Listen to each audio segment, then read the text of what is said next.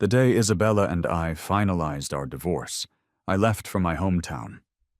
My suitcase held little more than a simple linen shirt and an old watch I was fond of. On my way out, I stopped in the garden and plucked a single blooming rose. It felt fitting, as that was all I had with me when I first arrived in this city. The estate's longtime butler watched me with wary eyes, as if he expected me to pocket the silverware on my way out. Miss Clara has her business school classes today, and Master Miles is at his international school, he offered, his voice stiff. If you'd like to see them one last time. There's no need for that, I said, my voice softer than it had been in years. Don't let something like this disrupt their studies. For the last time, I walked out, my suitcase rolling behind me as I passed through the series of grand doors. The sky was gray, and a restless wind was blowing, but with every door I passed, the sun seemed to fight its way through the clouds. I found myself moving toward the light, my steps feeling faster and less heavy. As I stepped through the main gate, I glanced back at the old butler. A small, genuine smile spread across my face, one I was sure he hadn't seen in a very long time. Please tell Isabella Hayes that as of today, Leo Miller is gone from her life. We won't be seeing each other again. After leaving the Hayes estate, I stood on the bustling street corner and felt a momentary sense of being lost. In the 5 years I had been married into that wealthy family, I had barely taken a step outside the mansion by myself. My life in that luxurious prison had nearly cut me off from the real world. I was grateful it had only been 5 years. A decade or two might have broken me completely. I found a decent hotel and went to check in, placing my credit card on the counter. I need to get south, back to my hometown. Do you have any recommendations? I asked the front desk clerk. He took the card, raising an eyebrow slightly. Traveling by yourself, sir? That's quite bold. I managed a small smile. A hotel in the most expensive part of New York was bound to have staff who were well-informed and connected. Driving alone is risky, the clerk said. If you want to travel safely, your best options are by train or plane. There are direct flights heading south every day. If you have the money, getting a ticket is easy enough. I had money, but my budget was limited. If I spent it all on this trip, I'd have nothing left when I got home. After a moment of consideration, I took a finely carved jade pendant from my pocket. The clerk's eyes widened when he saw it. I'll trade you this pendant for 2 things, I said. First, a plane ticket to my hometown. Second, you guarantee my safety until I'm on that plane. The last flight south had already departed the day before, and the next one wasn't scheduled for another 24 hours. The morning passed quietly, but the afternoon descended into chaos. I pushed open my window a crack and looked down at the street below, which was swarming with police cars. In the 3 years since Isabella had taken full control of her family's corporation, New York had been remarkably peaceful. The mayor had even given her public praise for it at the last city gala. Later, when a room service attendant brought my dinner, he gave me a quiet warning. Something big must be going on. The police have started a citywide manhunt. The manager specifically told me to ask you not to leave your room, sir. He'll have a car ready to take you to the airport first thing in the morning. That night, even with the door locked and the window shut, the sound of wailing police sirens managed to seep through the glass. I figured Isabella must have run into some kind of major crisis. But she was brilliant, always calm under pressure. She was a master planner who always had everything under control, her heart and mind as sharp and cold as ice. She was the perfect corporate titan. That's who she was meant to be. The next day, just as the sun was beginning to rise, I was in the car the hotel had provided. As we were leaving the city limits, the driver slipped the traffic officer some cash, and our car slowly merged onto the expressway heading toward the airport. From inside the car, I thought I heard the loud blare of a horn from somewhere nearby. "Don't worry, sir," the driver said, leaning closer to the window and lowering his voice. "The city just announced a full lockdown, but we're already clear. We'll be at the airport in no time." A light rain began to fall as I got out of the car. I had my ticket, went through security without any problems, and boarded the plane. The price for the presidential suite was steep enough to make me hesitate, but I swiped my card anyway. A flight attendant politely guided me to my room. While it was nothing compared to the Hayes estate, it was still luxurious and comfortable. The sound of a helicopter roaring somewhere outside drew my attention, and I could hear a commotion from the crowd on the tarmac below. I couldn't resist pulling back the curtain to look out at the rain-swept city skyline, one last time. 5 years ago, I had come to this massive city full of hopes and dreams. Now, all I felt was a quiet indifference. Just as I was about to close the curtain, I saw a lone figure sprinting through the rain. In a downpour that heavy, they must have been soaked through. I didn't know who they were running after, but it was already too late. I returned to my small, quiet hometown. With the money I had left, I bought a small apartment with a view of a lake. The furniture was simple, the layout was comfortable, and the balcony was filled with green, leafy plants. I rediscovered my old dream of becoming a doctor, working at a local clinic during the day, and spending my nights studying medical journals. One day, after finishing my shift, I found a young boy lying in the community garden covered in blood. He had deep cuts on his arms, legs, and stomach. He was close to death, but his breathing was faint. Luckily, I had my first aid kit with me. After I bandaged his wounds to stop the bleeding, I rushed him to the hospital. I honestly thought his injuries were too severe for him to survive. But after 7 full days and nights in intensive care, he finally opened his eyes on the morning of the 8th day. His eyes were dark and clear, like a deep pool of water, pure and without a single flaw. "Who are you?" he asked, his voice weak. Then he mumbled to himself, "Where's my mom? Who am I?"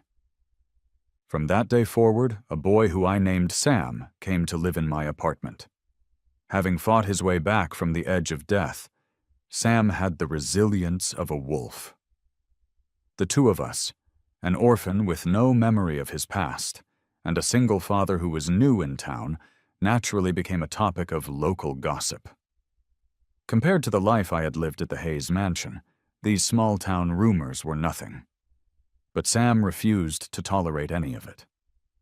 One evening, while I was in the shower, I heard a commotion outside, followed by a cry of pain.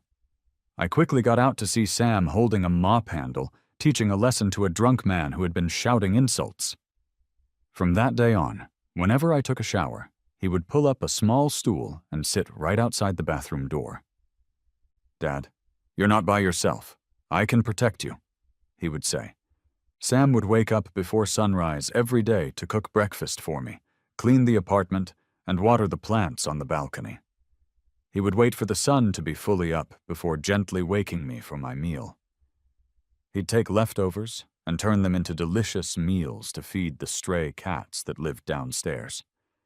He built them a small shelter from old cardboard boxes and would even use an old towel to wipe them clean. "You don't have to do all this," I told him once. "I'm the dad." "Exactly, because you're my dad," Sam said, placing a peeled egg in my bowl as if it were the most natural thing in the world.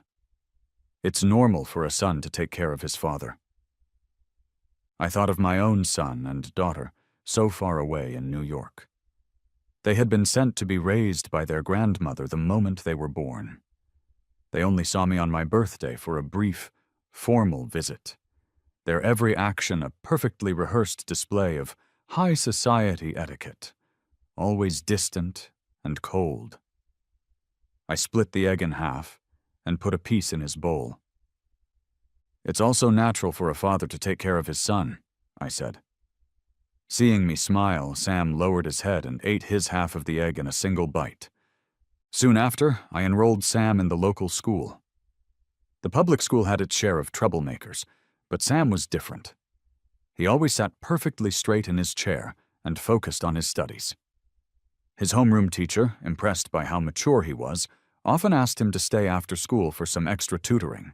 One day, after a particularly heavy snowfall, I was worried about him walking home, so I drove to the school to pick him up. As I got to the school gate, I heard his teacher ask him, "How do you stay so focused and diligent?" Sam's voice was young but steady. "I know I'm not his real son, but Dad is raising me all by himself, and he's more of a father to me than any biological parent could ever be. If I don't achieve something and give him a good life, how could I ever repay him for everything?"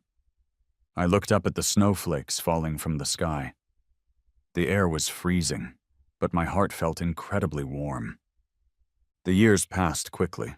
Sam went from the local elementary school to one of the best middle schools in the region. Thanks to his outstanding grades, he earned a full scholarship. Every weekend, Sam would come home from his boarding school. "Dad, I got first place again in last week's monthly exam. That makes it 7 times in a row.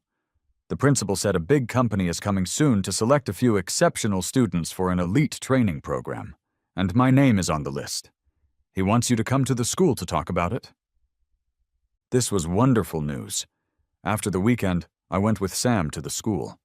The principal was incredibly polite, praising Sam endlessly, calling him brilliant, intelligent, and saying he had a limitless future. The recruiter this time is the head of a top-tier institution. They've scouted at our school for 3 years in a row, but have never chosen a single student. They don't just look at academic performance, they also evaluate the parent's character. For Sam's future, I hope you'll handle this meeting well, Mr. Miller. I nodded and followed the principal to the conference room door. The principal leaned in and whispered at the entrance, "Ma'am, Sam Miller's father is here." The double doors swung open. I straightened my shirt and walked in slowly. "Hello, I'm Leo Miller."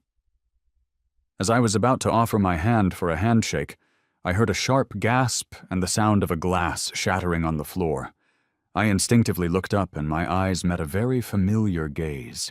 There was confusion, then shock, and then a long, unending silence. I had thought we would never cross paths again, but I never imagined we would meet like this. She had lost some weight. Her figure was leaner, her face was thinner, and the sharp intelligence in her eyes was even more intense. She walked toward me, one step at a time, her jaw set in a tight, beautiful line, her dark eyes looking slightly red around the edges. I lowered my gaze, taking on the submissive posture I was supposed to. A common man, a powerful female CEO. It was only right. It was how things were supposed to be. "Leo Miller!" Isabella's voice was strained, filled with something that sounded like resentment. Or maybe it was pain as she forced my name out. Joy, anger, sorrow, happiness. So she was capable of feeling anger, after all. Isabella and I were from different worlds, like the sky and the earth. Years ago, the Hayes Corporation had been on the verge of going bankrupt, and it was my father who saved it. The Hayes family matriarch, deeply grateful for his help, gave him a significant stake in the company as a promise that she would repay the favor one day.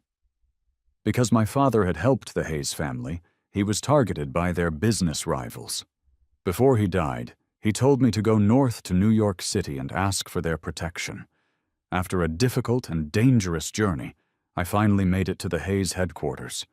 When the matriarch learned that my father had died because of her, she wept and said she owed him a debt she could never repay. Since I had just graduated from college and had no one to rely on, she felt the only way to repay my father was to promise me a stable and peaceful life by arranging a marriage. And so she had me meet Isabella. On a cold winter day, I stood in the company's main lobby and saw an elegant figure walking toward me from a distance. Snow was falling gently outside. She was wearing a black trench coat. Her posture was tall and proud, and she had an aura that was both cold and commanding. Seeing Isabella for the first time was like seeing a majestic hawk soaring through a snowstorm. It was impossible not to fall for someone so magnificent, but I knew we didn't belong in the same world. I turned down the matriarch's offer and suggested that some startup capital and a small house in New York would be more than enough to repay the debt. I had studied medicine with my father since I was a child, and had my own ambitions. A peaceful life was something I could achieve on my own. I wasn't asking for much, just enough to get started. Because of my direct refusal, Mr. Hayes and other relatives who were already against the marriage idea made sarcastic comments, accusing me of trying to cash in on their gratitude. At least he knows his place. How could a boy from the countryside ever dream of being with an elite woman raised in a century-old dynasty? Besides, everyone in New York knows Isabella and the heir to the Blackwood Group are childhood sweethearts. They're just waiting for him to graduate so they can announce their engagement. They're a perfect match, a true power couple. What is this country bumpkin who can't even tell a designer bag from a knockoff getting in the way? I never wanted to be in the way. Seeing that I had made up my mind, the matriarch agreed to arrange the funds and everything else for me after their summer gala. And then I would leave the Hayes family for good. On the night of the gala, the Hayes estate was lit up brightly. Mr. Hayes had invited many young socialites, with the Blackwood heir, Ethan, being the guest of honor, to a party in the back garden.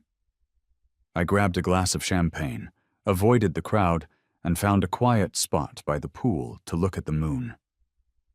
Suddenly, a strong force shoved me from behind, and I fell into the water. I had grown up near a lake and was a good swimmer, but it happened so unexpectedly that my leg cramped up and I couldn't move. Just as I felt myself sinking, a dark figure jumped into the pool after me. I had swallowed some water and was starting to lose consciousness, but I instinctively clung to my rescuer, wrapping my arms and legs around them tightly. When my vision cleared, all I could see was a chest under a soaking wet, clinging shirt. And then, the area was flooded with enough light to illuminate half the estate, surrounded by circles of men and women standing 3 deep. They said that because Isabella had saved me from drowning, her clothes were soaked through, which had damaged the reputation of a Hayes family heiress. But where I was from, everyone lived near the water. Swimming and playing in it was normal for both men and women. Our clothes were wet more often than they were dry. What did that have to with someone's reputation? The more I tried to explain, the more grim their expressions became.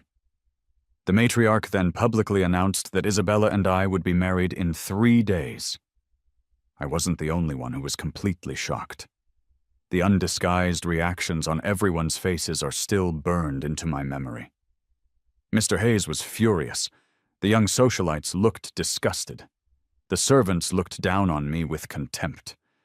Ethan Blackwood's face was a mixture of many emotions: indignation, regret, heartbreak, despair, jealousy, and pure hatred. Only Isabella remained perfectly composed, her beautiful face a mask that revealed nothing at all. The proud hawk that soared in the sky had accidentally fallen into a mud puddle. At the time, the puddle was too naive to understand its own limitations.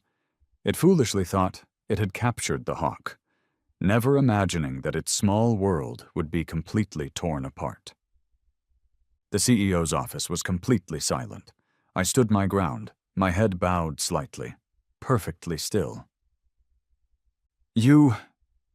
Isabella seemed to be holding back her emotions, stopping after just one word. After a moment, she said in a heavy voice, "Is there anything you want to say to me?" Without looking up, I replied respectfully, "My son, Sam, is intelligent, loyal, and sensible. He has great potential, and I hope you will recognize that and give him a chance, Madam Chairwoman." "We've been divorced for 3 years, and yet Sam is already 9 years old." Isabella's voice was as cold and still as a frozen lake. Is he your stepson?" She was always so composed, able to conceal even the most intense anger without a single change in her expression. But in that one, lightly asked question, I could hear the suppressed danger and tension. After thinking for a moment, I answered truthfully, "Not my stepson. Sam is my adopted son." After a long pause, Isabella let out a soft, "Hmm?" her tone softening just slightly. "Since he's your adopted son, he has a connection to me as well. I should, of course." "Madam Chairwoman," I gently interrupted her and slowly lifted my head to look her in the eyes. "Sam has nothing to do with you, and neither do I." Back in my small hometown, I finally pursued the life I had always wanted and became a community doctor. My medical skills were excellent. I could handle all kinds of emergency situations and respond to sudden medical problems. Over time, I began to build a good reputation in the surrounding towns. After I came back from New York, I was so focused on my work that I had no time for anything else. Emergency patients, critical cases, and a bad flu season meant I had more patients than I could handle. On another weekend, Sam came home. He had pulled 2 all-nighters, researching different universities, studying his subjects, and preparing over a dozen different sets of study notes. I found a quiet moment to ask him if Isabella had caused him any trouble. "No, she just kept asking me questions about you," Sam said, looking at me. "Are you 2 old acquaintances?" I lowered my eyes and gave a quiet, "Yes." Sam asked again, "You don't like her?" After I gave another affirmative answer, Sam nodded. "I understand." After that, Sam never brought up Isabella's name again. Another 2 weeks went by peacefully. The next time I saw Isabella, her luxury SUV was causing a commotion in our small town. Sam jumped out of the car with a cold look on his face, followed by an assistant who set up a high-end folding chair next to the vehicle. Isabella got out with our 2 children. They were a pair of twins with beautiful, delicate features. Their looks were striking, but they didn't resemble me at all, having inherited all of Isabella's good looks. "Dad!" Sam ran over to me, standing in front of me as if to shield me. I noticed red marks on his wrist from where he had been grabbed, and a sharp sense of protectiveness went through me. Isabella looked at me, then whispered to the twins, "Go on." The twins were hesitant, but obediently walked toward me, and I just felt a cold chill run through my body, making me tremble uncontrollably. It wasn't that I hadn't tried to be a loving father.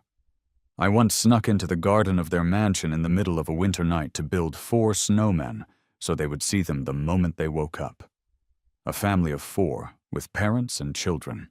When my daughter had a persistent high fever that no medicine could break, I didn't hesitate to offer my own blood for a transfusion, blindly believing in the ridiculous theory that the blood of a close relative had special healing properties.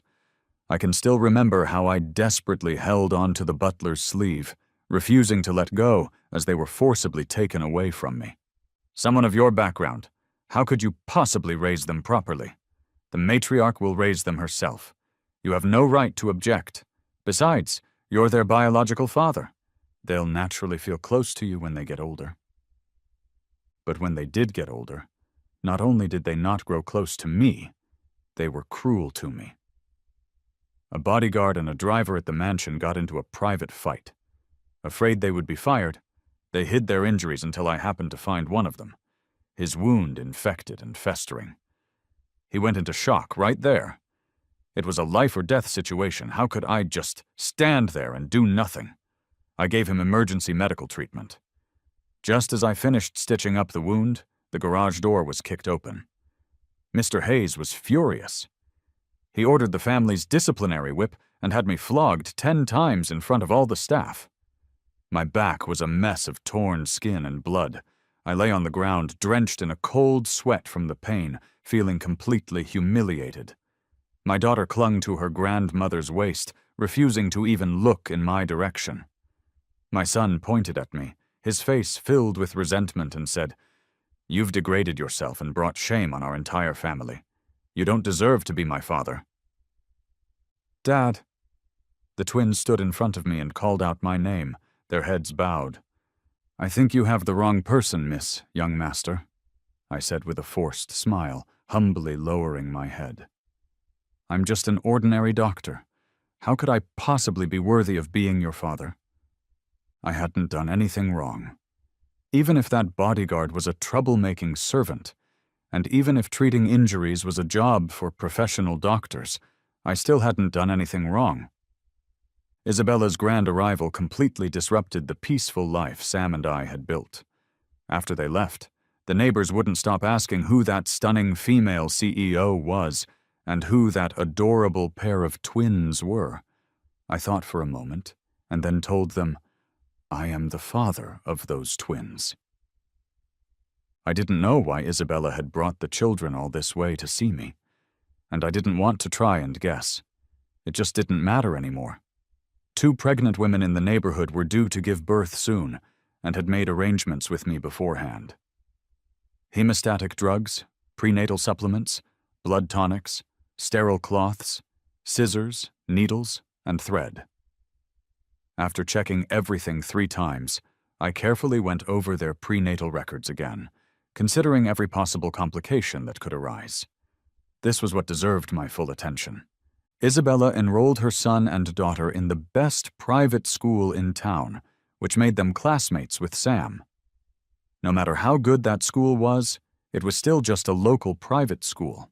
How could it possibly risk offending the children of a corporate CEO? Within a few days, the principal announced a school-wide break for campus renovations. Isabella once again drove Sam home. This time, she didn't just stare at me from inside her car. She walked right up to me and said in a low voice, "Clara is sick. She wants to see you." I looked at the girl.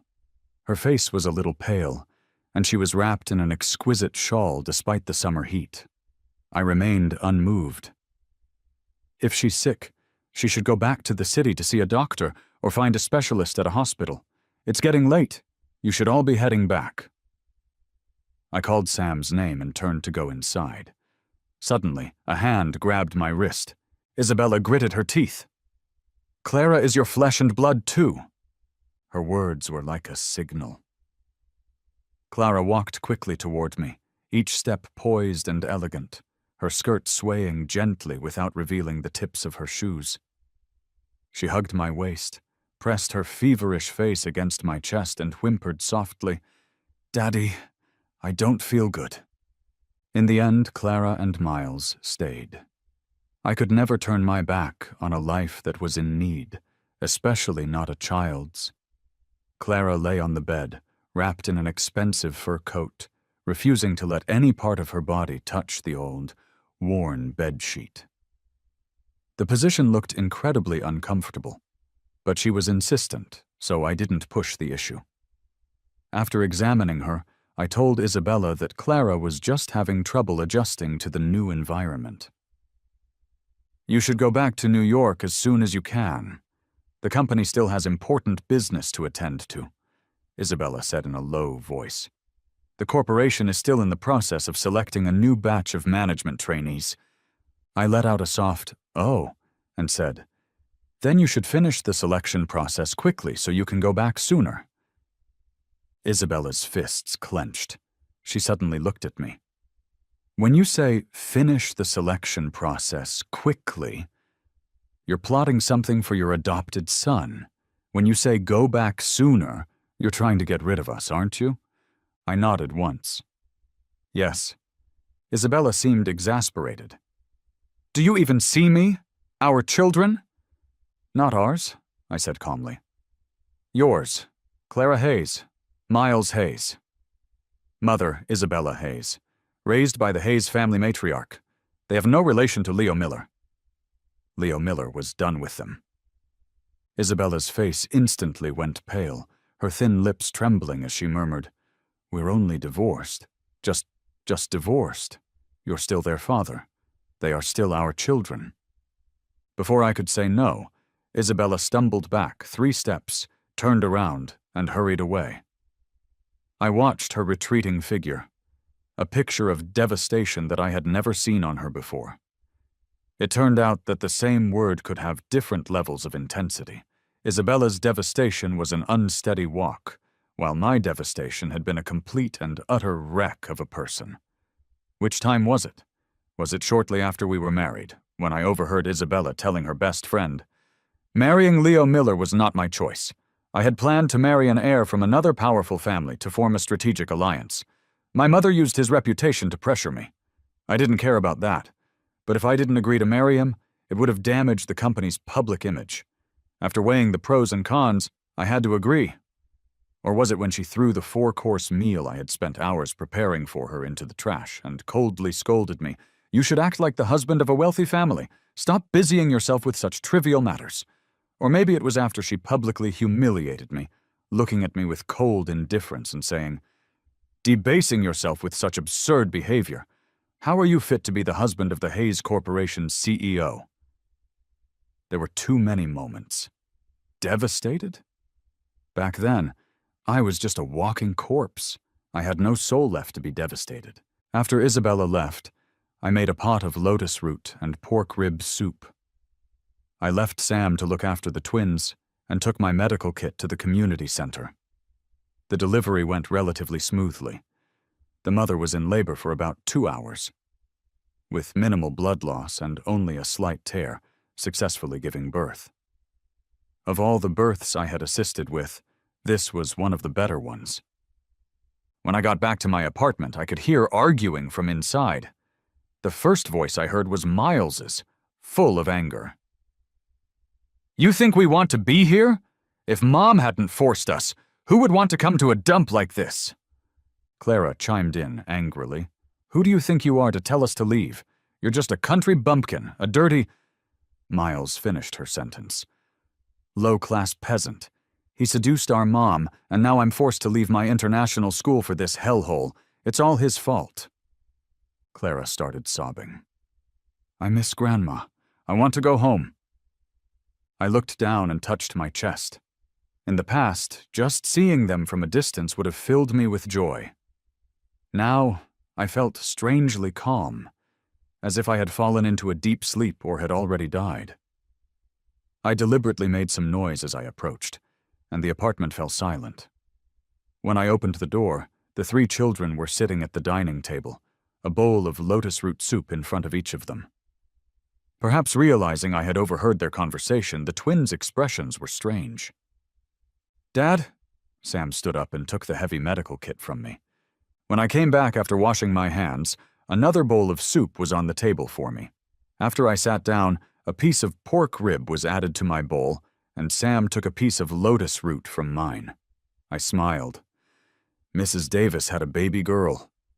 Sam nodded. "Last week, when I went to the mall with Mr. Davis, he had a feeling it would be a girl. He said he wanted to buy a bunch of princess dresses for his little princess. He gave me a lot of gifts as a thank you. I'll have Mrs. Miller buy you some new clothes tomorrow," I said. "Dad, let's just forget it, okay?" Sam sighed. Sam and I were just making small talk, but something we said seemed to trigger the twins. Mason slammed his hand on the table and stood up, looking me straight in the eye. "I know you heard me." Before I could say anything, Mason jutted out his chin and said, "I don't care if you heard me. You and Mom were never a good match. Because of your low-class background, we don't have a powerful family on our mother's side to rely on. In the future, when my sister gets married and I enter the business world, people are going to look down on us because of you."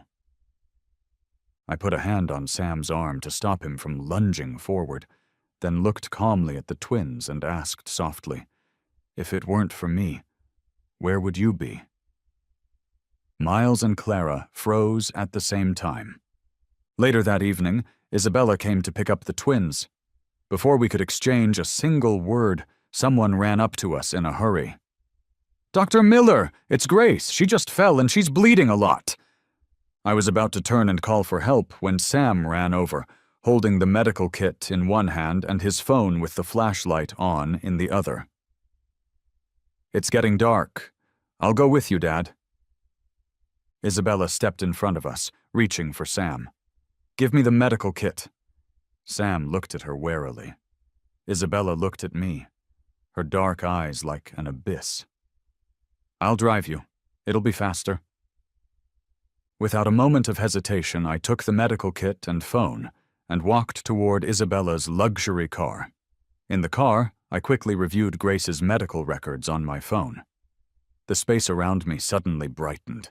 Isabella had turned on the interior lights. I ignored her gesture, my mind completely focused on the medical file. "Thirsty?"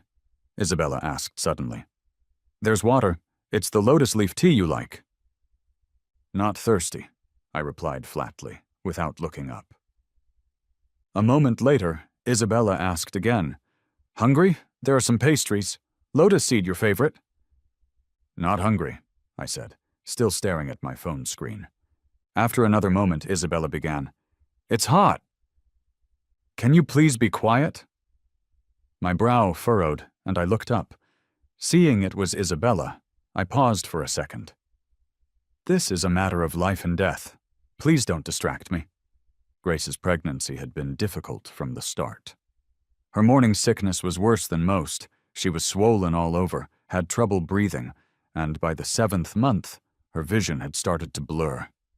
She had finally made it to her due date, just waiting for the baby to arrive, only for this accident to happen. Grace's husband seemed to have a bad feeling. His rough fingers gripped my wrist tightly. "Save the baby. I'm begging you. My wife can die. It doesn't matter, but the baby absolutely cannot have anything happen to it." I emotionlessly pulled his hand away and said calmly, "I can't save the baby. The only one who can save the baby is your wife. If she lives, the child can be born. If she dies, it's 2 lives lost." From the delivery room, I could hear the sound of Grace gritting her teeth, straining in pain. My hands had been sterilized 3 times, but my clothes were still stained with a bit of blood, and I inevitably smelled of disinfectant. When I walked out of Grace's house, Isabella was waiting by her luxury SUV. Night had fallen, and the streetlights cast a dim, yellow glow. I used to wait for her like this, all alone, waiting for her to come home with me. The Hayes Corporation headquarters was massive. It was a 15-minute drive from the West Wing, where we lived, to the East Wing, where the old chairman and matriarch resided. Every day after work, she would go to the East Wing to report to the old chairman. Worried that she would be working late, I would prepare a late-night snack and drive to pick her up. At first, I was allowed to wait for her in the East Wing lobby. Later, she told me not to enter the building, so I waited in the parking lot. Eventually, she forbade me from waiting for her at all. "There are so many people at the company to serve me. Father will prepare those things for me. If you have nothing better to do, just don't come to headquarters." The words still echoed in my ears. Standing a few feet away from her, I gave a slight nod. "Thank you for the ride, Miss Hayes." "We were once married. There's no need to be so distant," she said, avoiding my gaze and stepping aside. "Get in." "No, thank you." I looked at her and said softly, "I've just assisted with a birth. I'm not very clean. I shouldn't get in your car." I turned and started walking toward the nearby taxi stand. The path was lined with the walls of a high-end residential community, with the faint silhouettes of trees visible inside. It was early autumn, and the leaves were starting to turn yellow. Though there was a sense of decay in the air, I felt no regret. Nature is cyclical. The leaves that fall this year will be replaced by lush greenery next spring. It was nothing like the meticulously manicured artificial lake at the Hayes estate. No matter how much I tended to it, the lotuses bloomed less and less. The leaves grew sparser and sparser until the vast surface of the lake had only one last flower left, which I took with me when I left. I heard footsteps behind me. I stopped and turned to face Isabella. She still looked impeccable in her custom-tailored suit, but her expensive, handmade Italian leather shoes looked out of place on the muddy suburban path. Once it was me and her, now it was her and me. Isabella, I finally said her name. After a moment of shock, Isabella's eyes lit up, her voice filled with an unconcealed excitement. You! I cut her off. Bringing the children here to see me, what is this really all about? Isabella was silent for a moment before speaking. There have been many misunderstandings between us. I hope you'll come back with me so we can be a family again. I tilted my head slightly, watching her without a word. Isabella, who was usually so reserved, was now uncharacteristically talkative. I was born lacking in emotion. It was never my intention to be so cold to you. In my dealings with people, I can calculate the costs and benefits clearly. But with you, I lost that ability. I didn't know how to be good to you, nor did I know what the right thing to do was. It won't be like that anymore, Leo. I understand my own heart now. Isabella could no longer hold back her emotions. Her lips pressed together tightly, and she finally said it. I love you. My gaze lingered on her face, and I watched her, lost in thought for a moment. If this were the past, forget about such a confession. Even a single glance from Isabella would have made my heart race. But now, I found that my heart was surprisingly calm. Leo, Isabella said, stepping closer and taking my hand. I never remarried. My heart has always been yours. I looked down at our clasped hands and suddenly asked, would you be willing to stay here for me, to resign from the corporation? Isabella froze. She wouldn't. I could see it in her eyes. My expression was calm, almost serene. You say there were many misunderstandings between us. I know all about that. But I also understand that in your heart, the Hayes Corporation, your family's power, is more important than I am.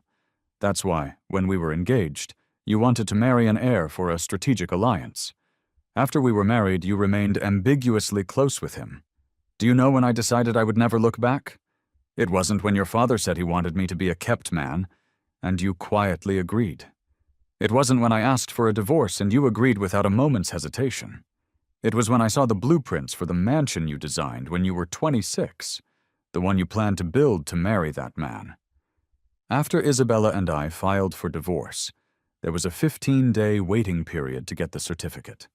But the very next day, Isabella was sent abroad on company business. My status at that time was incredibly awkward. I was no longer Isabella's husband, but I wasn't yet a complete stranger. I had planned to move out of the master bedroom, but a large crew of construction workers suddenly arrived.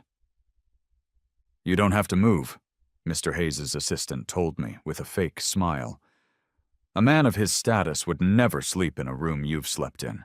Besides, when Miss Hayes was 26, she personally designed a mansion to marry him. Every brick, every blade of grass was carefully considered. That is the place Miss Hayes is meant to live. The Hayes family had deep pockets. They filled in half of the back garden and built a high-rise building from the ground up. I stood in the courtyard and watched that building go from nothing to something, from low to high, extravagantly decorated and dazzling. In that moment, I could no longer deceive myself. No matter how many nourishing soups I prepared for her, no matter how many custom suits I picked out for her, I was still just an unexpected detour in her life. This mansion did not belong to me. And neither did Isabella. You gave me 5 years of marriage and never remarried, and you had feelings for me. That's true. You tacitly allowed the rumors of your affair with Ethan Blackwood to spread, tying the Hayes Corporation to the Blackwood family's power. That's also true. You want me to come back to the estate to reconcile with you. That's true, but you're not willing to give up your family's business for me. That's also true. I gave a bitter smile and said softly, You're shrewd and decisive. You must know that you can't have both me and the Hayes Corporation, and you won't choose me. Leo, Isabella's voice was hoarse. The usually calm and composed CEO now seemed fragile and vulnerable. I didn't understand my heart back then, and I wronged you. I'll talk to my father. He won't give you any more trouble. The people at the corporation will respect you. We can be a loving couple. This has nothing to do with the Hayes Corporation. Why must you— I knew it, I sighed softly. You won't choose me. Isabella froze, instinctively letting go of my hand. Isabella, you have your brilliant career, and I have my own life's pursuit. It may be ordinary, but I'm content with it. Some flowers are born in the mud and bloom in the wild. Some cranes are bathed in glory and remain untouched by dust. The flowers bloom everywhere. The cranes soar to the heavens. You and I were fated to meet, but not to be together. For the rest of the way, I used my phone as a flashlight, and Isabella used hers. We walked the final stretch in silence. When I saw the gate to my apartment building, my sleeve was suddenly tugged. Isabella's fingers were trembling slightly, unable to stay still. She murmured in a low voice, I love you. I was just— late. Not late. I pulled my sleeve back and said flatly, wrong. If it weren't for that night, I would still be me, and she would still be her, each in our own place, each at peace. Sam and the twins didn't fight again, but the twins looked at Sam with eyes that were red with something that looked like hatred. Before getting into the car, Isabella looked deeply at me. I'll be back to see you. Don't, I said. I don't want to see you again, and I don't want to see them either. The twins' gazes immediately turned on me, filled with the same animosity they had for Sam. Isabella was silent for a moment before getting into the car with the two children. As the luxury car slowly drove away, Sam squeezed my hand and said in a low voice, Dad, I was wrong. What? I looked down at him. Sam pressed his soft lips together, then said quietly after a moment, They kept insulting you, and I couldn't take it anymore. I put a spoonful of bitter melon powder in their soup. Bitter melon powder is incredibly bitter. One sip and you can't speak for a while. Sam looked remorseful. They're your children, Dad. I shouldn't have— Aren't you my only child? I smiled at him. After smiling, I couldn't help but sigh. But your chances of getting into that top-tier school are probably gone now. I don't want to go to a top-tier school. Sam looked up at me, his eyes crystal clear. I've already decided to apply to the local university. With the principal's recommendation, the admissions team will be coming to visit soon. As good as the local university was, it couldn't compare to the elite universities in the capital, and Sam had the talent to get in. Between my dad's love and a shortcut to success, Sam said, his eyes curving into a smile. I'll always choose my dad. Soon after, Sam started at the local university. The following year, when he came home for a visit, he brought a lotus flower he had found outside the courtyard gate. Someone must have picked it from the campus lake for fun and just threw it away, Sam said, handing me the flower. The flower was just about to bloom. I found a glass bottle and put it in water. That lotus flower stayed in bloom past the autumn equinox. In the years that followed, a new flower appeared every year. But I never saw the person who picked it and left it there. Epilogue. Isabella was the eldest daughter of the Hayes family matriarch, born with striking looks and a cool, self-possessed demeanor. She never made a misstep in her personal or professional life. Her every move was a calculated part of a long-term strategy: how to build her reputation, how to establish her authority, and even how to use marriage to consolidate her power. Isabella had a plan for everything. At 24, she set her sights on the Blackwood Group. At 25, just as she had planned, she had a chance encounter with the Blackwood heir, Ethan, and won his heart. At 26, she personally designed their future home. According to her plan, Ethan would eventually see the blueprints and, upon seeing them, would be utterly devoted to her, willing to do anything. However, she never expected a man named Leo Miller to show up at her door. The man carried a simple backpack, but in his arms he held a fresh lotus flower. He said shyly that he had no valuable gifts and didn't want to arrive empty-handed, so he had picked a flower from the lotus pond in the park outside the city as a small token. Her mother promised him marriage. Isabella was against it from the bottom of her heart, but she didn't show it. She was the model of a business elite, and filial piety was paramount. Her parents' wishes were all important. She could see that from their very first meeting. Leo's ears turned red. It was love at first sight. This only made her more frustrated. If she didn't marry Ethan Blackwood and instead married an ordinary man, her career path would become much more difficult. But to her utter astonishment, Leo refused. Leo was clearly smitten with her, yet he wanted startup capital, not her? That was unexpected. Not only that, but after politely declining the marriage, Leo started to deliberately avoid her. Isabella assumed that with her status and beauty, no man could possibly reject her. Leo's avoidance was surely just him playing hard to get. Later, Isabella discovered that wasn't the case. Leo was genuinely avoiding her. Leo came from an ordinary background and was always doing foolish things that were beneath his station. He actually wore shorts and went wading in the estate's artificial lake to catch fish. He held the wriggling fish, his eyes filled with a smile as bright as the stars. It was utterly absurd. Even late at night, a man who married into a wealthy family shouldn't behave so improperly. His strong, slender legs glistened in the moonlight. What if someone saw? At the very least, in the dead of night, she had seen him. What annoyed her even more was that he cooked those fish into a delicious feast, which all the company executives got to enjoy, except for her. Isabella wasn't angry. She just felt a tightness in her chest. On the night of the summer gala, Isabella was supposed to be at a reception with Ethan Blackwood, but on a whim, she started following Leo. Leo sat on a bench by the lake, eating mooncakes and smiling to himself. Tomorrow he would be moving out of the estate, yet here he was, smiling. Isabella nearly snapped the fountain pen in her hand. Just then, she saw Ethan Blackwood's assistant stealthily approaching Leo. Isabella saw the assistant's intent at once.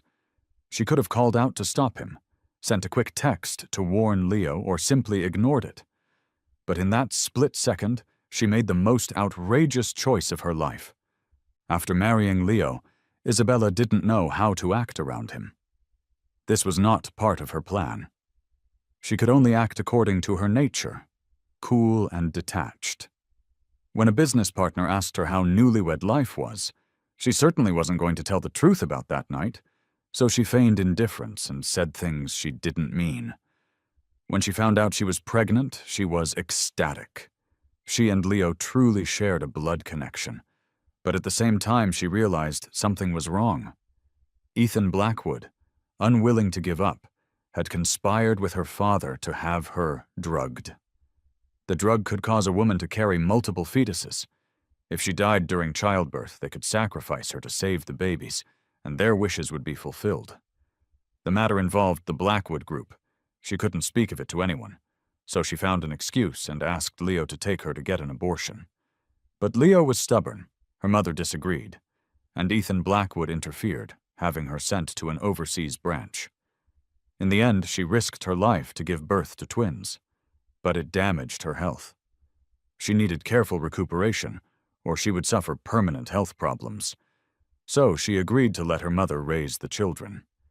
But Leo didn't know any of this.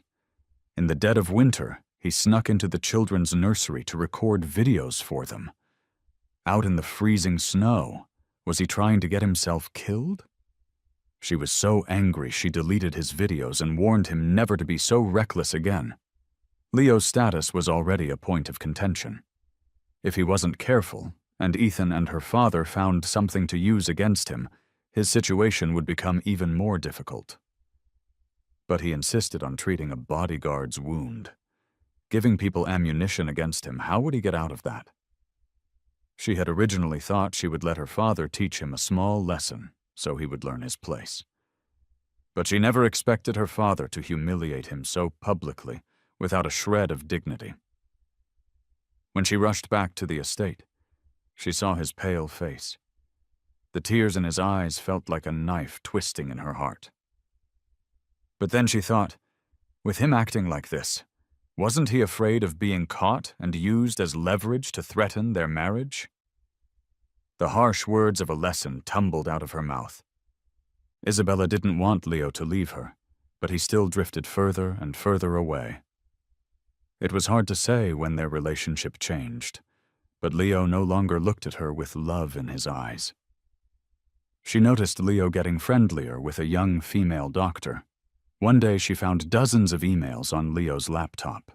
When she opened them, they were filled with what she thought were obscene anatomical diagrams of male genitalia.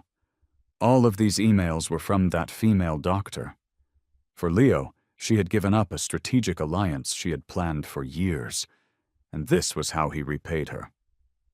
Isabella was panicked, furious, angry, and resentful. So, when Leo asked for a divorce, she didn't even think. She just said coldly, "Fine." From then on, they went their separate ways, like strangers,